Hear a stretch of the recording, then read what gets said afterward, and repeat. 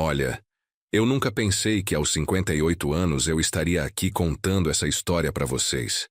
Mas a vida tem dessas surpresas, né? E quando meu próprio filho me deixou sozinho naquela pescaria, gritando aquelas palavras horríveis, eu pensei que minha vida tinha acabado. Mas vocês não fazem ideia do que aconteceu depois. Era um domingo de março, daqueles dias abafados do Rio de Janeiro que fazem a gente suar só de existir. O sol estava rachando desde cedo, e o calor subia do asfalto como uma fornalha aberta. Eu tinha combinado com meu filho Roberto de ir pescar na Barra da Tijuca. Uma tradição que mantínhamos desde que ele era pequeno. Bom, pelo menos eu achava que ainda era uma tradição.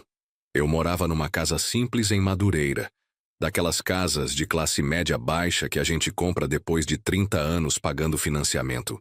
3 quartos, sala, cozinha, um quintalzinho nos fundos onde minha falecida esposa Maria cultivava umas plantas.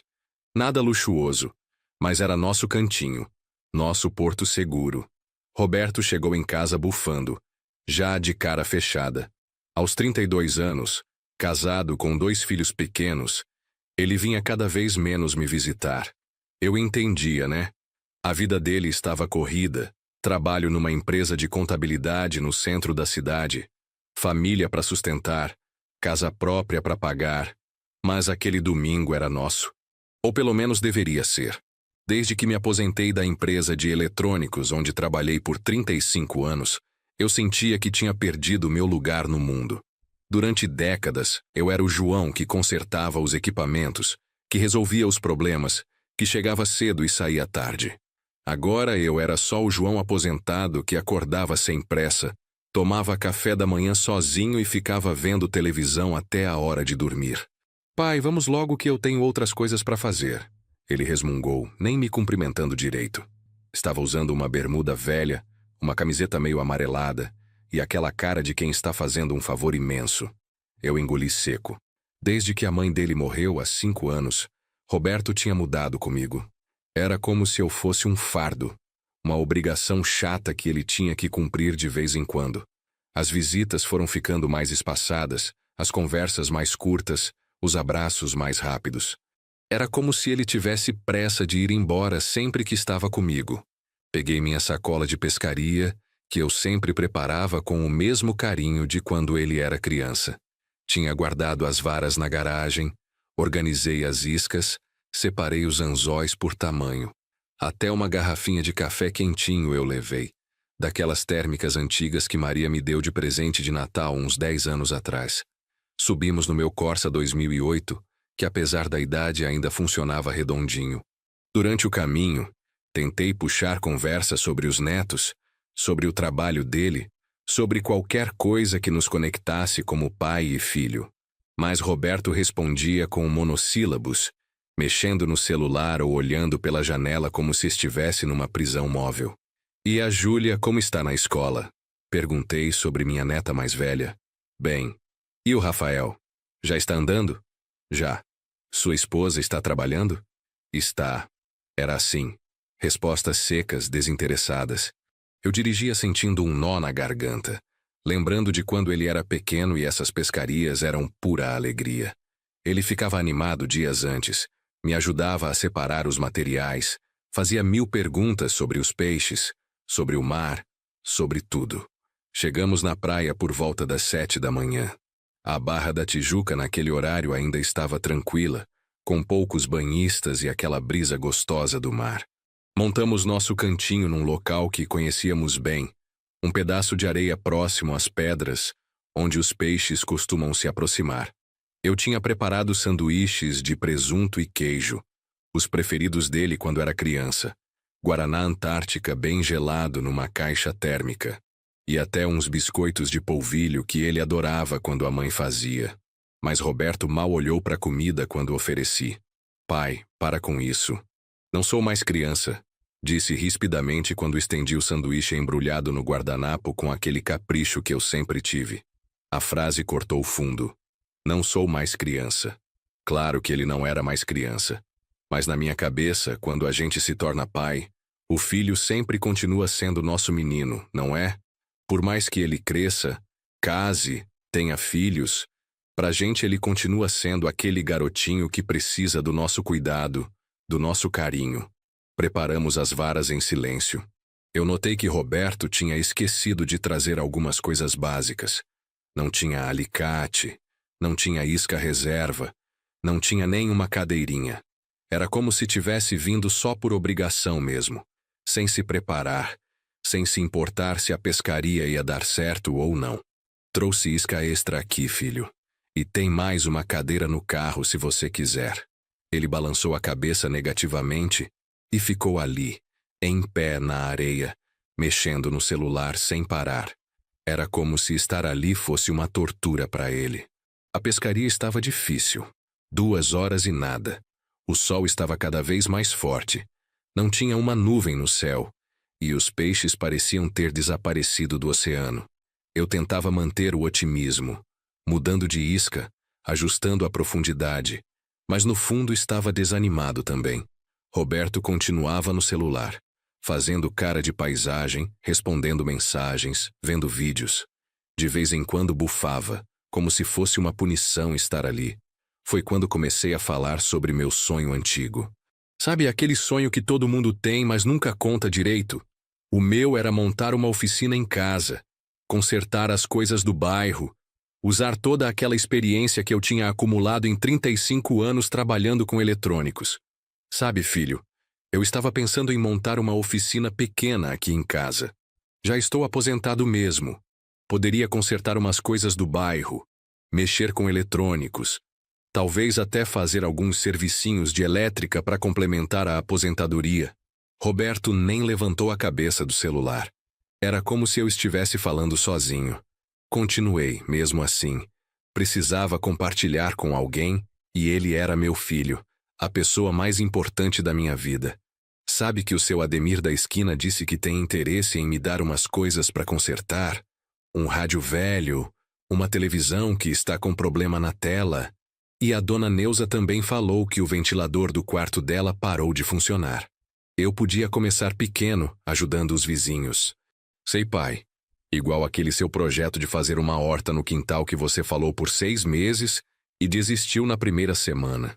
A frase cortou fundo. Era verdade. Eu tinha abandonado a horta. E também o curso de inglês que comecei no centro de convivência do bairro. E as aulas de violão que a igreja oferecia de graça. Desde que Maria morreu, parecia que eu não conseguia terminar nada que começava. Mas dessa vez é diferente, filho. Eu já até separei umas ferramentas no quarto de visitas. Organizei uma bancadinha pequena. Comprei alguns manuais técnicos. E tenho toda aquela experiência da empresa, né? 35 anos mexendo com eletrônicos não se perde assim. Pai, pelo amor de Deus. Roberto explodiu, se levantando bruscamente da areia. Você não para com essas ideias malucas. Primeiro foi a horta que você cavou um buraco enorme no quintal e depois abandonou tudo. Depois foi o inglês que você foi 2 semanas e desistiu porque era muito difícil. Depois o violão, que você nem chegou a aprender o primeiro acorde. Agora é oficina. Você não se enxerga. Você é um velho aposentado que fica inventando moda. As palavras dele me acertaram como um soco no estômago. Velho aposentado que fica inventando moda. Era assim que meu próprio filho me via. Um velho sem rumo que fica criando projetos fantasiosos para se sentir importante? Olhei para ele, para o homem que eu tinha criado, que eu tinha educado, que eu tinha sustentado por tantos anos, e vi um estranho. Alguém que me olhava com desprezo, com impaciência, como se eu fosse um estorvo na vida dele. Roberto, calma, filho. Eu só queria compartilhar com você uma ideia. Algo que está me animando depois de tanto tempo meio perdido. Queria o quê? Me encher o saco com mais uma das suas fantasias? Pai, eu tenho uma vida real, tenho responsabilidades reais. Não posso ficar ouvindo você delirar sobre projetos que você nunca vai terminar. O tom dele estava cada vez mais agressivo, mais cruel. As pessoas na praia começaram a olhar para nossa direção. Um casal com criança pequena mudou de lugar, claramente incomodado com a discussão. Filho, não precisa falar assim. Eu só queria dividir com você, te incluir nos meus planos. Você é meu filho, a pessoa mais importante da minha vida. Dividir o quê?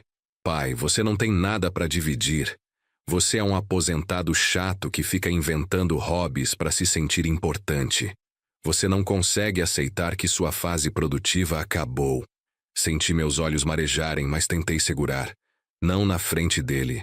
Não depois de ele já ter me humilhado tanto. Mas as lágrimas teimavam em querer sair. Principalmente quando vi que algumas pessoas realmente estavam nos observando. Roberto, por favor. Vamos pescar em paz, não precisamos discutir. Pescar o quê, pai? Está há 2 horas aí e não pegou nenhuma sardinha. Igual a tudo na sua vida agora. Você fica fazendo projetos que não dão em nada. Promessas que não cumpre. Planos que abandona na primeira dificuldade. Foi nesse momento que aconteceu algo que mudaria todo o rumo da nossa discussão. E sem eu saber, da minha vida inteira. Minha vara de pescar vergou violentamente, quase escapando das minhas mãos. A linha esticou com uma força que eu não sentia há anos de pescaria. Roberto, me ajuda aqui! Pegou algo grande, muito grande. Meu coração disparou. Depois de 2 horas sem nada, finalmente tinha fisgado algo que valia a pena. Era uma força incrível puxando a linha, fazendo a vara vergar de um jeito que parecia que ia quebrar. Mas ao invés de me ajudar, Roberto começou a recolher as coisas dele. Guardou a vara na capa, pegou a cadeirinha, jogou o resto da isca no lixo. Roberto, espera! Me ajuda com o peixe, está muito pesado. Eu estava lutando com aquela força toda, tentando não deixar a linha arrebentar, fazendo aquela dança que todo pescador conhece. Puxa um pouco, solta um pouco, puxa de novo. Mas precisava de ajuda para segurar a vara enquanto ajustava o freio, ou para pegar a rede quando conseguisse trazer o peixe para perto da areia. Pai, eu vou embora. Não aguento mais isso. Roberto, pelo amor de Deus, me ajuda aqui. É questão de 5 minutos. Ele parou, me olhou com uma expressão que nunca vou esquecer. Era desprezo puro, como se eu fosse a coisa mais patética do mundo. Quer saber de uma coisa, pai? Que o tubarão te devore. Pelo menos ele teria alguma utilidade consumindo um velho inútil. E foi embora. Saiu andando pela areia, subiu a escadinha que dava acesso ao estacionamento e me deixou sozinho. Sozinho lutando com aquela força que puxava minha linha. Sozinho com minha humilhação. Sozinho com a dor mais profunda que já senti na vida. Que o tubarão te devore. Meu próprio filho tinha me desejado a morte. E ainda por cima de uma forma cruel, violenta. Como se eu fosse tão inútil que nem os tubarões se interessariam por mim, mas que pelo menos tentassem, para livrar o mundo da minha presença patética. Fiquei ali, sozinho, lutando com aquela coisa que puxava minha vara. As lágrimas finalmente desceram, grossas e quentes, misturando com o suor do esforço e do sol escaldante. Lágrimas de dor, de humilhação, de uma solidão que doía no peito como se alguém tivesse enfiado uma faca bem no meio do coração. Algumas pessoas na praia notaram que eu estava sozinho e com dificuldade. Um rapaz jovem, surfista pelo jeito, veio perguntar se eu precisava de ajuda. Obrigado, moço, mas eu consigo. Não queria ajuda de estranhos. Não queria que ninguém tivesse pena de mim. Já bastava a humilhação de ter sido abandonado pelo próprio filho na frente de todo mundo. Depois de 25 minutos brigando com a linha, consegui finalmente puxar. Era um peixe grande mesmo, uma garoupa bonita de uns 6 quilos. Em qualquer outro dia, eu estaria pulando de alegria. Era o tipo de peixe que a gente tira foto, que conta para todo mundo, que vira história de pescador para a vida toda. Mas não senti alegria nenhuma. Olhei para aquela garoupa linda, ainda se debatendo na areia e pensei, e agora? Vou voltar para casa sozinho, limpar esse peixe sozinho, cozinhar sozinho, comer sozinho, e amanhã vou acordar sendo o mesmo velho aposentado chato que inventa hobbies.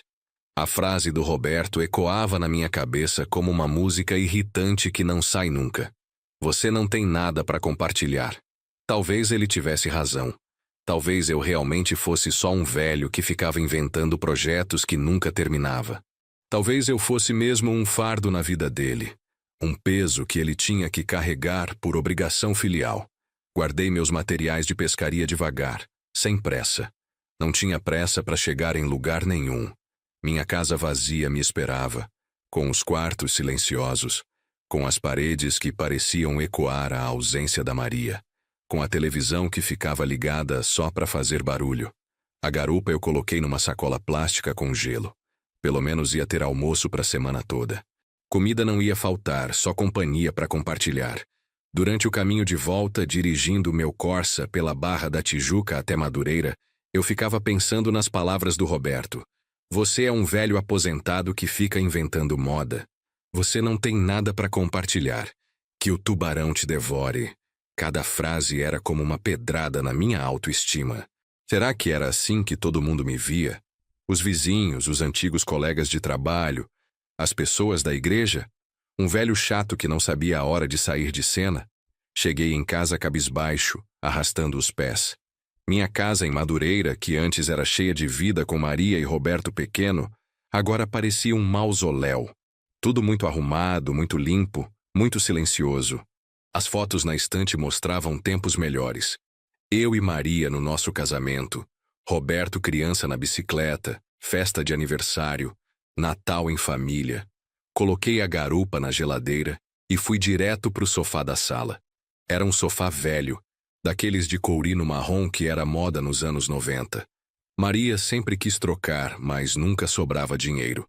Agora eu tinha a aposentadoria todinha só para mim, mas não via sentido em comprar sofá novo. Pra quê? Pra quem? Liguei a TV num volume baixinho.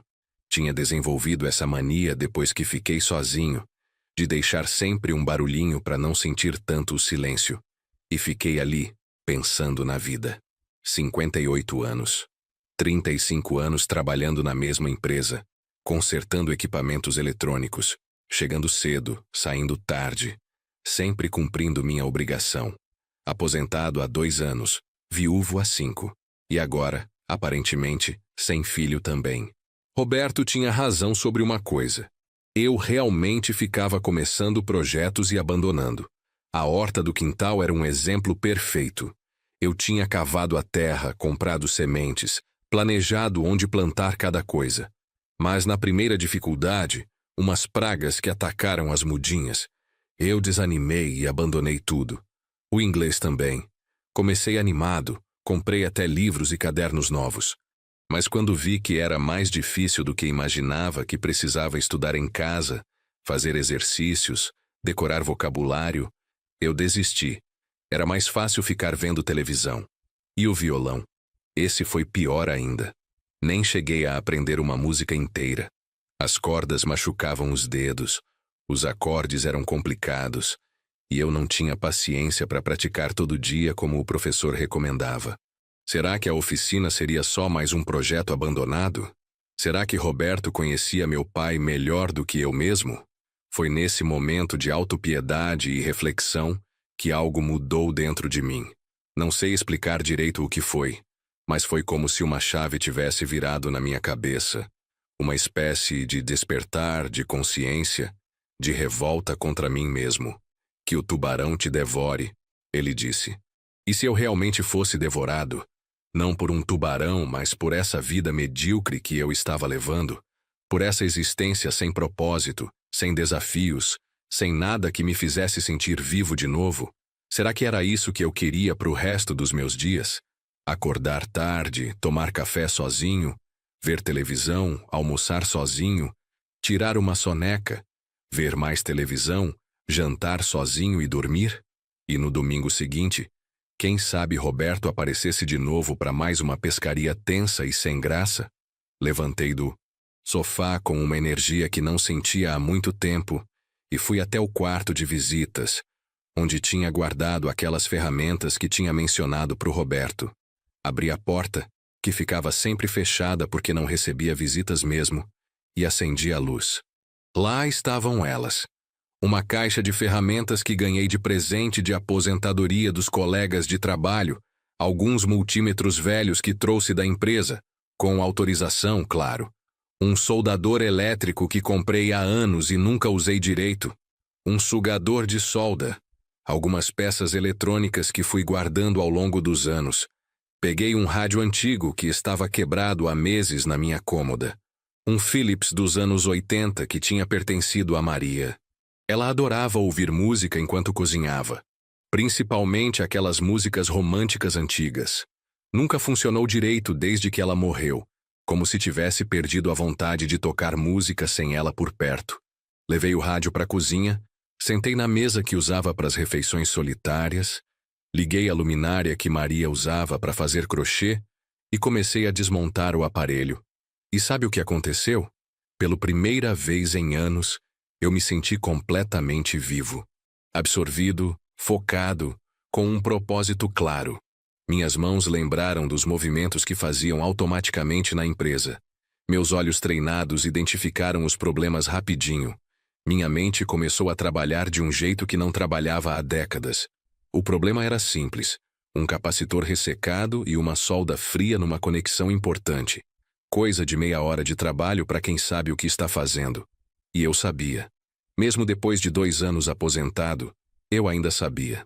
Eram 2 da manhã quando consegui fazer o rádio funcionar de novo.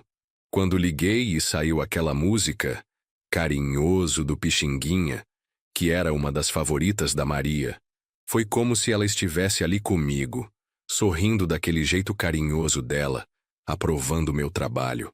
Chorei igual criança ali na cozinha, segurando aquele rádio velho que voltou à vida. Mas não era choro de tristeza. Era choro de alegria, de realização, de redescoberta. Eu ainda era capaz, ainda tinha utilidade, ainda podia fazer alguma diferença no mundo. Naquela noite, tomei uma decisão que mudaria o resto da minha vida. Não ia mais ser o velho aposentado que fica inventando hobbies e desistindo na primeira dificuldade. Ia ser o homem que termina o que começa. E ia começar por aquela oficina de verdade.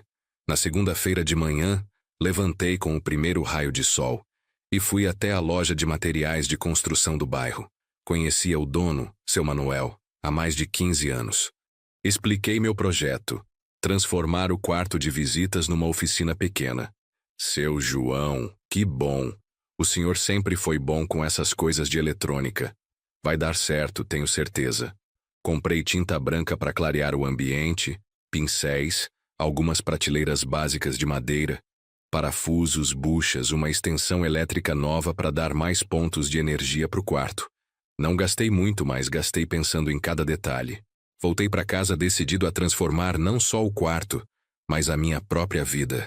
Cada parafuso apertado era como se eu estivesse montando a minha nova identidade. Cada pincelada era como se eu estivesse apagando o velho João desanimado e pintando o novo João com propósito. Passei a semana inteira trabalhando no quarto. Pintei as paredes, montei as prateleiras, organizei as ferramentas por tipo e função. Criei uma bancadinha improvisada com uma tábua de madeira e 2 cavaletes. Instalei uma boa iluminação. 2 lâmpadas LED bem claras para não forçar a vista nos trabalhos delicados. Quando terminei, no sábado à tarde, fiquei parado na porta admirando minha obra. Era pequeno, simples, mas era meu. Era o primeiro projeto que eu terminava em anos. E tinha ficado funcional, organizado, profissional dentro das minhas possibilidades. Fotografei com meu celular simples, um daqueles aparelhos básicos de aposentado, e postei no meu Facebook, que eu quase nunca usava. Meu perfil tinha só uns 50 amigos, a maioria antigos colegas de trabalho e alguns vizinhos. Finalmente montei minha oficina. Quem tiver algum aparelho eletrônico quebrado pode trazer. Vamos ver se essas mãos velhas ainda sabem consertar alguma coisa. Não esperava nada. Postei mais para mim mesmo, como uma declaração pessoal, um marco da minha nova fase.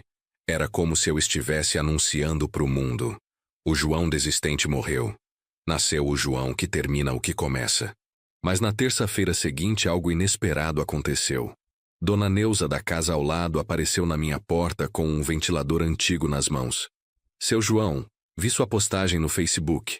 Você aceita dar uma olhada nesse ventilador? Parou de funcionar faz uns 2 anos, mas tem muito valor sentimental. Era do meu finado marido, José. Claro que aceitei. Dona Neuza era viúva como eu. Uma senhora de uns 65 anos, sempre simpática, sempre educada. Perdeu o marido há 3 anos e desde então vivia sozinha também. Levei o ventilador para minha oficina nova. Era um modelo antigo, da marca Consul, todo de metal, daqueles que duravam décadas quando funcionavam direito. O problema era clássico: motor emperrado e fiação ressecada. Em 2 horas de trabalho, identifiquei todos os problemas. Desmontei o motor, limpei as engrenagens, troquei alguns fios, ajustei os contatos. Era exatamente o tipo de trabalho que eu fazia na empresa, só que agora no conforto da minha casa, no meu ritmo, com toda a paciência do mundo. Quando liguei o ventilador e ele começou a funcionar perfeitamente, com aquele barulho característico dos ventiladores antigos, mas funcionando redondinho, senti uma satisfação que não sentia há anos. Era a satisfação de resolver um problema real, de trazer alegria para alguém, de ser útil de novo. Chamei Dona Neuza para ver. Quando ela chegou e viu o ventilador funcionando, os olhos dela brilharam de uma forma que me emocionou. Ai, seu João, como o senhor conseguiu? Eu já tinha levado em 2 assistências técnicas e os 2 disseram que não tinha mais conserto. Tinha conserto sim, Dona Neuza. Só precisava de alguém com paciência e conhecimento. Quanto eu lhe devo? Essa pergunta me pegou desprevenido. Eu não tinha pensado em cobrança. Tinha feito por prazer mesmo, pela satisfação de ajudar uma vizinha. Mas Dona Neuza insistiu. Não, seu João, serviço se paga. O senhor gastou seu tempo, usou sua experiência. Quanto é? Falei um valor simbólico, R$ 20, mais pelo constrangimento dela do que pela ambição de lucrar. Mas ela deixou R$ 30 em cima da minha bancada. Está barato demais pelo capricho que o senhor teve. E olha, já vou avisando. Tenho um liquidificador que também está com problema. Aqueles R$ 30 eram mais que dinheiro. Eram a prova de que eu ainda tinha valor, ainda podia contribuir, ainda era capaz de produzir algo que as pessoas valorizam e estão dispostas a pagar. A notícia se espalhou rápido. Sabe como é vizinhança de bairro, né? Todo mundo se conhece, todo mundo fala da vida de todo mundo. Em uma semana, eu já tinha consertado 2 liquidificadores, um ferro de passar roupa, uma torradeira da Dona Carmen do número 47 e até um micro-ondas do seu Carlinhos do fim da rua. Cada aparelho que eu consertava era como se uma parte morta dentro de mim voltasse à vida. Cada sorriso de gratidão que eu recebia, cada muito obrigada, seu João, cada o senhor salvou minha vida, era como um remédio para a alma ferida que Roberto tinha deixado naquela pescaria maldita. Eu estava sendo útil de novo. Estava resolvendo problemas reais de pessoas reais. Estava usando toda aquela experiência acumulada em 35 anos de profissão para fazer diferença na vida da minha comunidade. Roberto não aparecia, não ligava. Era como se eu tivesse morrido para ele mesmo depois daquela pescaria. No começo doía muito, não vou mentir. Várias vezes peguei o telefone para ligar para ele, contar sobre a oficina, sobre como as coisas estavam indo bem, sobre como eu estava me sentindo realizado de novo. Mas sempre desligava antes de completar a chamada. As palavras dele ainda ecoavam muito forte. Você não tem nada para compartilhar. Então decidi que não ia mais correr atrás. Ia focar na minha vida, no meu trabalho, na minha nova realidade. Se ele quisesse fazer parte, seria bem-vindo. Mas eu não ia mais mendigar atenção e carinho de quem não queria me dar. 2 meses depois daquela pescaria que mudou minha vida, eu já tinha uma pequena clientela fixa no bairro. O boca a boca funcionou melhor que qualquer propaganda cara. As pessoas começaram a me procurar não só para consertar aparelhos eletrônicos, mas também para fazer pequenos serviços elétricos, trocar chuveiro, consertar tomadas, instalar ventiladores de teto, colocar disjuntores novos no quadro de luz. Era incrível como eu tinha esquecido a sensação de ser procurado, de ser necessário, de ter pessoas dependendo do meu conhecimento e da minha habilidade. Na empresa, eu era só mais um funcionário. Aqui na minha oficina, eu era o João que resolve os problemas, o João em quem as pessoas confiam. Foi quando resolvi dar um passo maior. Minha vizinha Joana, que trabalha com computador numa empresa do centro, Sugeriu que eu criasse uma página no Facebook para divulgar meu trabalho. Seu João, o senhor precisa se modernizar um pouquinho. Todo mundo hoje em dia procura serviços na internet. E o senhor tem um trabalho muito bom, merece ser conhecido por mais gente. Confesso que fiquei meio receoso. Eu mal sabia mexer no Facebook direito. Imagina criar página comercial, postar fotos, interagir com clientes online. Mas Joana se ofereceu para me ajudar, e eu topei. Criamos juntos a página Oficina do João, Eletrônicos e Elétrica. Joana me ensinou a tirar fotos melhores dos aparelhos que eu consertava, me mostrou como escrever textos simples explicando o que eu fazia, como postar no horário certo para mais pessoas verem. Comecei tímido, postando uma foto por semana, um ferro de passar que tinha voltado a funcionar, um ventilador que estava fazendo barulho e ficou silencioso, uma televisão antiga que recuperei a imagem. Sempre explicava de forma simples qual tinha sido o problema e como resolvi. Para minha surpresa, as pessoas curtiam, comentavam, faziam perguntas. Muita gente tinha os mesmos problemas e queria saber se era possível consertar, quanto custaria, se eu fazia visita domiciliar. Seu João, o senhor explica muito bem essas coisas técnicas de um jeito que qualquer pessoa entende.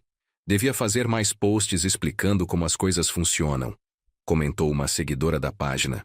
Foi aí que comecei a fazer posts educativos. Como identificar se um fusível queimou, como trocar uma resistência de chuveiro com segurança, como saber se o problema é na tomada ou no aparelho. Conhecimento básico que eu tinha automatizado depois de décadas de experiência. Joana sugeriu que eu gravasse uns vídeos curtos também. Seu João, vídeo hoje em dia chama mais atenção que foto. E o senhor tem uma voz boa. Explica bem. As pessoas vão gostar de ver o senhor trabalhando.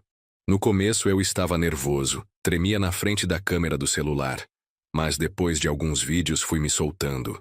Gravava eu desmontando um aparelho, explicando o que estava fazendo, mostrando as peças defeituosas, demonstrando como testar componentes. Os vídeos fizeram um sucesso que eu nunca imaginei.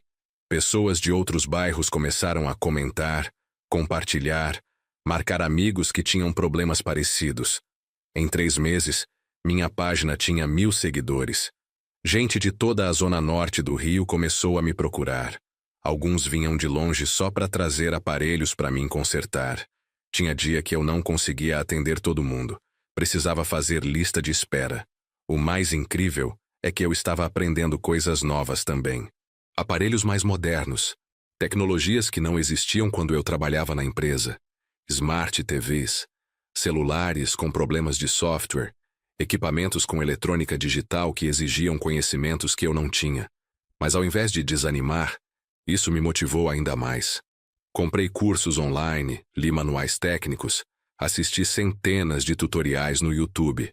Aos 59 anos, eu estava estudando como se tivesse 20, sedento por aprender, por dominar essas tecnologias novas. E sabe o que mais me impressionava? Minha capacidade de aprender. A mente, quando tem propósito, quando tem motivação real, funciona de forma incrível. Eu absorvia informação técnica com uma facilidade que me surpreendia. Roberto continuava sumido. Não aparecia, não ligava, não dava notícias. Às vezes eu via ele de longe na rua, quando ia ao supermercado ou à padaria. Mas ele mudava de direção quando me notava. Era como se eu fosse um fantasma da vida passada dele. Dona Neuza, que tinha virado uma cliente fiel e até amiga, me contou que tinha encontrado ele no supermercado. Perguntei do senhor, seu João.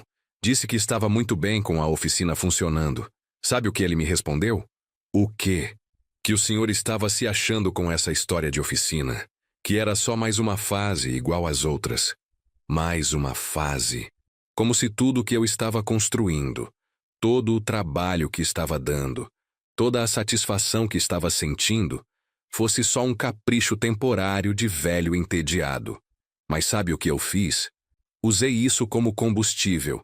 Cada mais uma fase que eu imaginava ele pensando me dava mais vontade de provar que estava errado. Cada cliente satisfeito era uma resposta às palavras dele.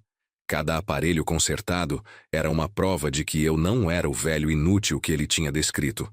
6 meses depois da pescaria, minha página no Facebook tinha 5.000 seguidores. Eu estava consertando cerca de 20 aparelhos por mês e fazendo uns 10 serviços elétricos. A renda extra estava fazendo uma diferença significativa no meu orçamento. Mais importante que o dinheiro era a autoestima. Eu acordava todo dia animado com propósito, sabendo que tinha gente dependendo de mim, que eu ia resolver problemas reais, que ia fazer diferença na vida das pessoas. Foi quando aconteceu algo que mudaria tudo de novo. Um rapaz do programa Globo Comunidade me procurou pelo Facebook. Seu João? Meu nome é Carlos. Sou produtor do Globo Comunidade. Vi sua página, seus vídeos, sua história de aposentado que virou microempresário. Gostaríamos de fazer uma reportagem sobre seu trabalho. Eu quase não acreditei. Reportagem na televisão? No Globo? Eu, que tinha sido chamado de velho chato pelo próprio filho? Mas, rapaz, eu não sei se sou interessante o suficiente para a televisão. Seu João, sua história é muito inspiradora. Um aposentado que decidiu recomeçar aos 58 anos e está ajudando toda uma comunidade. É exatamente o tipo de história que gostamos de contar. A equipe veio em casa numa quinta-feira de manhã. 3 pessoas: o repórter, o cinegrafista e o técnico de som. Gente jovem, profissional, que me tratou com muito respeito e carinho. Gravaram eu trabalhando na oficina, consertando um liquidificador, explicando como funciona um multímetro. Entrevistaram Dona Neuza, que falou maravilhas do meu trabalho. Seu Carlinhos apareceu também para dar depoimento. Seu João salvou minha vida quando consertou meu ventilador no meio daquele calor de 40 graus. Levei em 2 assistências técnicas e disseram que não tinha conserto. Ele consertou em 2 horas. A parte da entrevista foi a que mais me emocionou. O repórter perguntou sobre minha motivação, sobre como tinha decidido recomeçar, sobre os desafios de empreender depois dos 50. O que o senhor diria para outros aposentados que estão desanimados, achando que a vida produtiva acabou? Eu diria que idade é só número quando você tem propósito. Que a experiência que a gente acumula ao longo da vida é um tesouro que pode ser usado de formas que a gente nem imagina. E que nunca é tarde para descobrir que a gente ainda tem muito para dar. E qual é o segredo do seu sucesso? Segredo? O segredo é não ter medo de começar de novo, mesmo quando as pessoas dizem que você não consegue. O segredo é transformar a dor em combustível. Eu podia ter ficado em casa me lamentando, me achando inútil, mas resolvi provar para mim mesmo e para o mundo que eu ainda tinha valor. A reportagem foi ao ar numa sexta-feira à noite, no horário nobre. 5 minutos de matéria completa, mostrando minha oficina, meu trabalho, depoimentos de clientes satisfeitos. Me apresentaram como exemplo de superação e reinvenção na terceira idade. O impacto foi imediato e surpreendente. Meu telefone não parou de tocar no fim de semana. Apareceram clientes de toda a Grande Rio. Gente de Niterói, São Gonçalo, Nova Iguaçu, querendo trazer aparelhos para mim consertar. Minha página do Facebook explodiu. Em 2 dias, saltei de 5.000 para 20.000 seguidores. As pessoas compartilhavam a reportagem, marcavam amigos, faziam comentários emocionados contando suas próprias histórias de superação. Seu João, o senhor me inspirou a voltar a estudar aos 62 anos. Graças ao seu exemplo, decidi abrir meu salão de beleza em casa. Chorei vendo sua reportagem.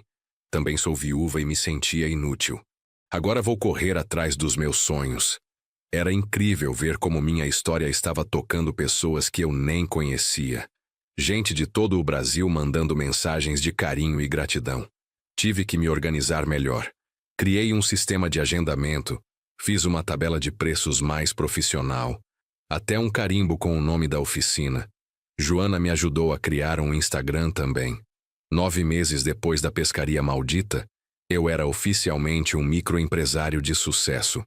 Tinha clientes fixos, agenda cheia, renda que complementava muito bem minha aposentadoria e, principalmente, um propósito claro na vida.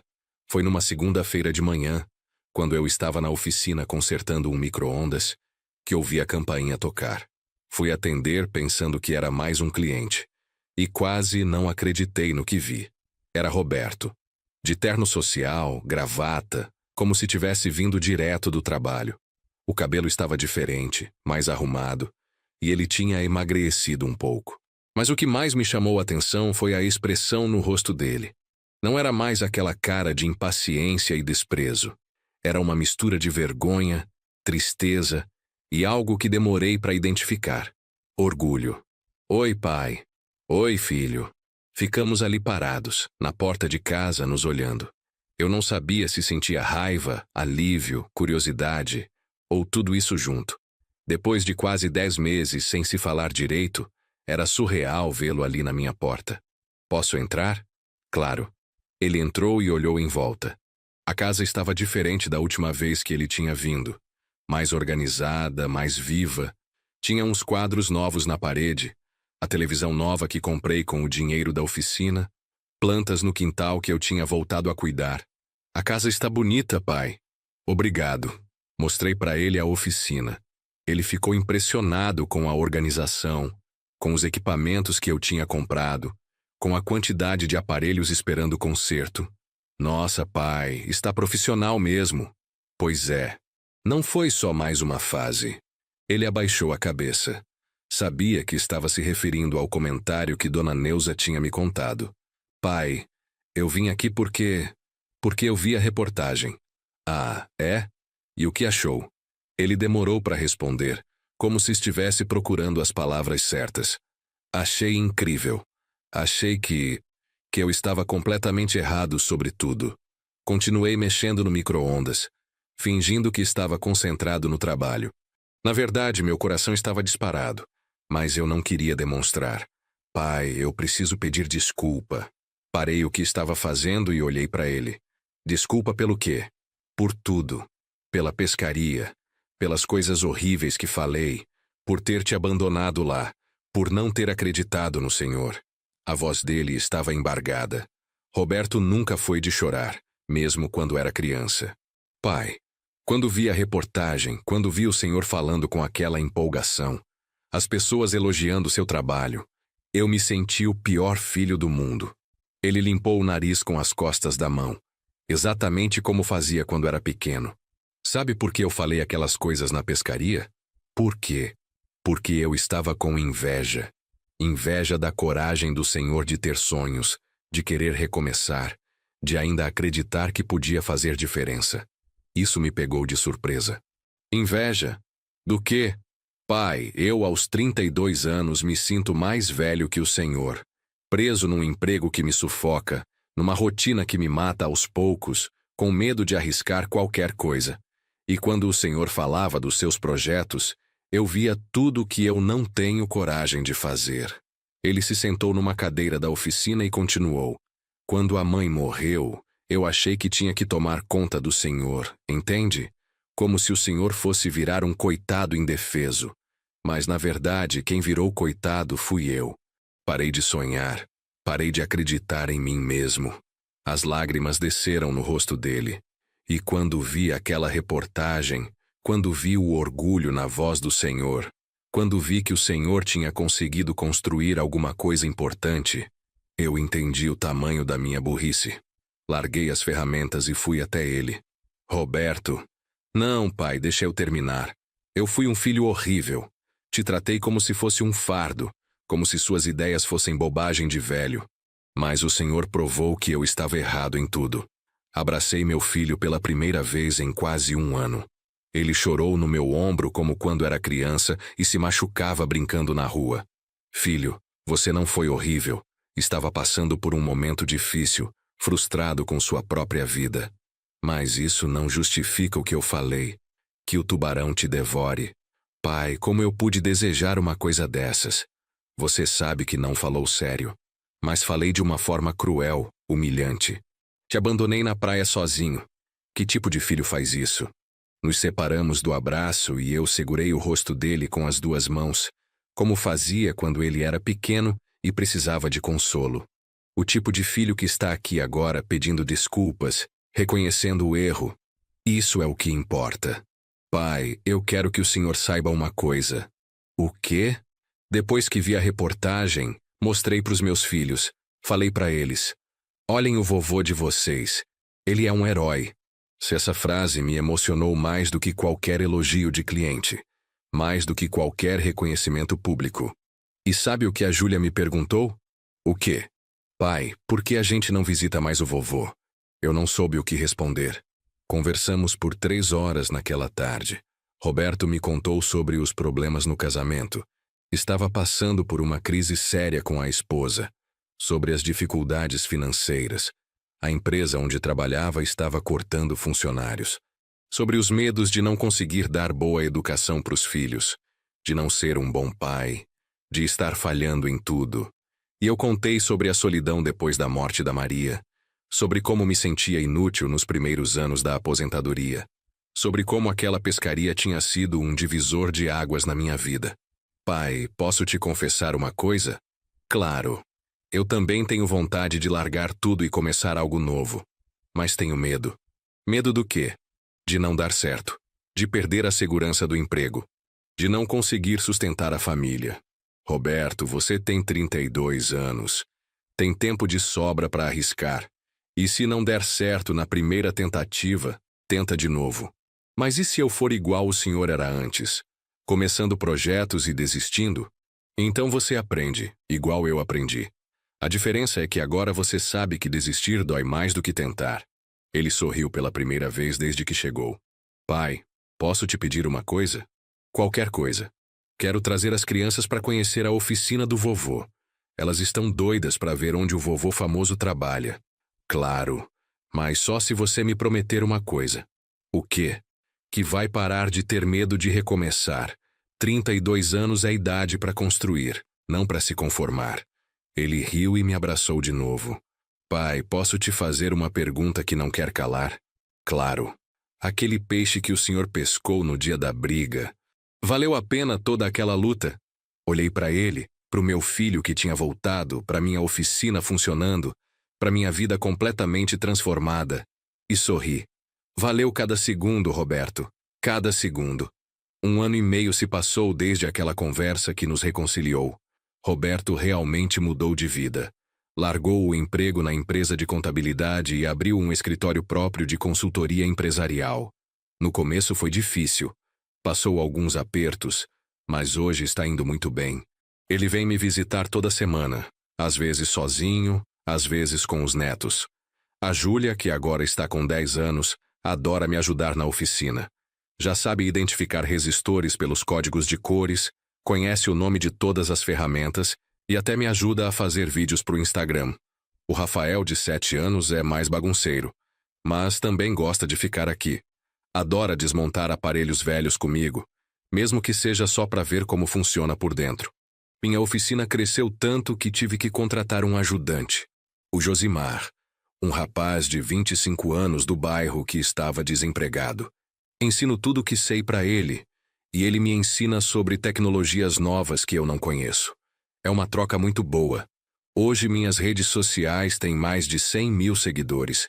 Faço vídeos toda semana, dou dicas de manutenção, respondo dúvidas de pessoas do Brasil inteiro, recebi convites para dar palestras sobre empreendedorismo na terceira idade em várias cidades. Quem diria? O velho aposentado chato que ficava inventando hobbies virou referência nacional em reinvenção profissional. Mas o mais importante não foi o sucesso profissional. Foi descobrir que eu ainda tinha muito para dar, muito para aprender, muito para ensinar.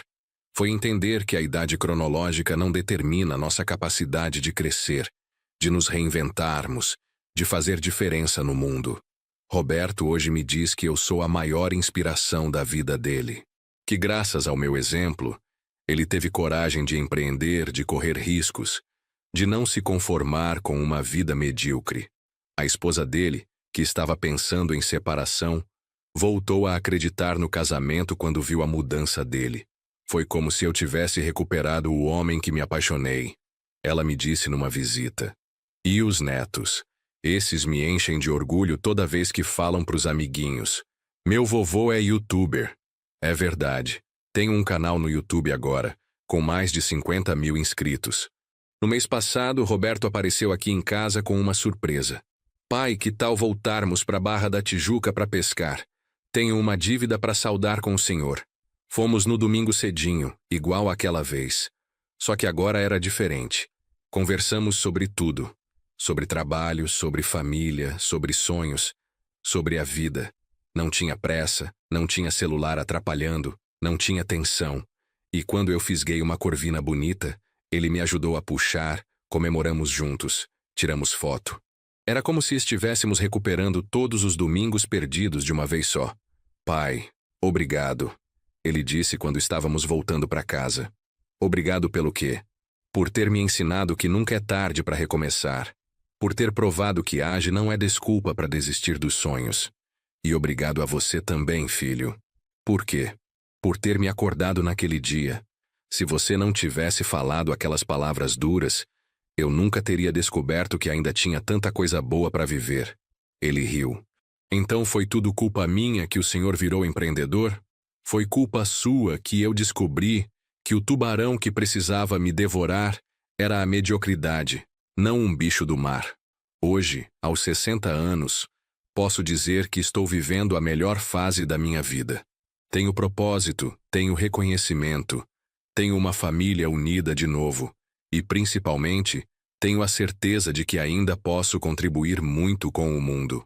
A oficina não é mais só um negócio. É um centro de aprendizado onde ensino jovens como o Josimar. É um ponto de encontro da comunidade. É um símbolo de que idade não é limitação quando se tem vontade e determinação.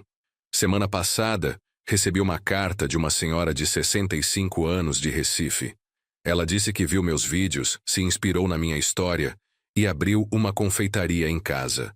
Hoje está faturando mais do que quando trabalhava de empregada doméstica. Seu João, o Senhor me ensinou que a aposentadoria pode ser começo, não fim. É isso que me motiva todos os dias.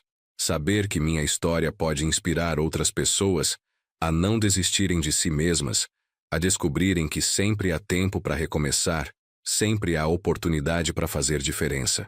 Aquela frase cruel do Roberto, que o tubarão te devore, hoje eu entendo como uma bênção disfarçada, porque foi graças àquelas palavras que eu descobri qual era o verdadeiro tubarão da minha vida. A conformidade, a autopiedade, a crença de que minha fase produtiva tinha acabado. E quando esse tubarão me devorou de verdade, o que nasceu do outro lado foi um homem novo, com propósito renovado, com energia para contribuir, com vontade de fazer a diferença no mundo. Se eu pudesse voltar naquele domingo de pescaria, eu agradeceria ao Roberto por ter sido tão duro comigo, porque às vezes precisamos de um choque de realidade para descobrirmos nossa verdadeira força. Olha, eu não sei quem está assistindo esse vídeo agora, mas se você está passando por um momento difícil, se alguém já te fez sentir que você não serve mais para nada, se você acha que passou da idade de sonhar, eu quero te falar uma coisa bem clara. Nunca é tarde demais. Você tem experiência, tem conhecimento, tem uma história única para contar. Você só precisa descobrir como usar tudo isso para construir algo novo, algo seu, algo que te faça sentir vivo de novo. Não importa se você tem 50, 60, 70 anos. Não importa se as pessoas dizem que você já passou da idade. Não importa se você já tentou outras coisas e não deu certo. O que importa é que você ainda está aqui, ainda está vivo, ainda tem oportunidade de surpreender a si mesmo e ao mundo. Eu comecei minha oficina aos 58 anos, depois de uma das maiores humilhações da minha vida. E hoje, aos 60, posso dizer que nunca fui tão feliz, nunca me senti tão útil, nunca tive tanto orgulho de quem eu sou. Se eu consegui, qualquer pessoa consegue. Basta querer, basta não ter medo de começar, basta transformar a dor em combustível para construir algo melhor. E se você gostou da minha história, se ela te tocou de alguma forma, se ela te deu um pouquinho de esperança e coragem, não esquece de deixar seu gostei aí embaixo. Se inscreve no canal para não perder os próximos vídeos onde eu conto mais sobre essa jornada de recomeço. E principalmente, compartilha esse vídeo com alguém que precisa ouvir isso. Às vezes uma palavra de incentivo, uma história de superação, É tudo o que uma pessoa precisa para encontrar forças e mudar de vida. Deixa nos comentários a sua própria história também. Conta pra gente seus sonhos, seus medos, seus planos. A gente tá aqui para se ajudar, para se apoiar, para provar que a vida pode começar de novo, quantas vezes a gente quiser. Um abraço carinhoso do seu João da oficina. E lembrem-se, nunca é tarde para descobrir que vocês ainda têm muito para dar ao mundo. Até a próxima, pessoal.